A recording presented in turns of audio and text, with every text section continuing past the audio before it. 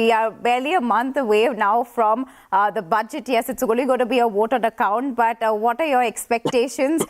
If not, this time around, when the government does come to power, could there be any changes that we could expect when it comes to tax structures, and how much could that then really sway the markets as well?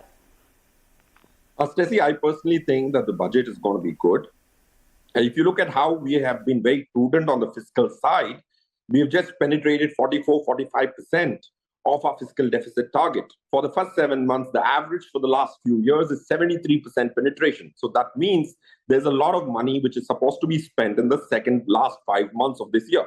So the budget is going to announce a lot of expenditure, not largely for the next year, because that's going to be a budget which is the final budget for this government tenure.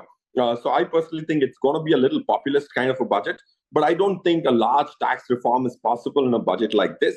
But if you look at the fine print and if you read between the lines of how this government has behaved in terms of taxation, their theme has been simplicity.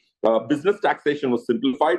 Direct income tax was simplified. The next thing which I look for, maybe not in this budget, in the next budget or a couple of budgets, is simplifying capital gain tax in India is consistent with the theme this government has shown. If you look at capital gains in India, they are very weird.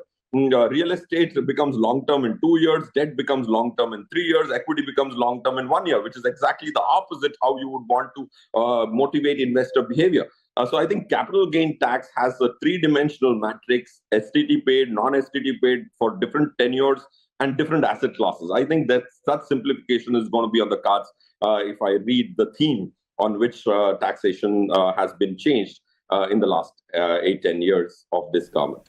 Well, that would be interesting to see, and if that does play out, it is one of the wish lists that we've seen from most of the people who come across and say what they want from the budget. It would be a simplification of that long-term capital gain tax, and we've been awaiting that for some time now. But thanks so much, Feroze Azeez, there from Anand Rathi Wealth, for giving us your time and perspective and helping our viewers to navigate through this market scenario. But with that, it's a wrap and goodbye from the entire team that puts this show together. Thanks so much for watching, but please do post your feedback for us in the comments section below and follow us in the link at the bottom of your screens. For the rest of the updates, stay tuned to Moneycontrol as well as the Moneycontrol app.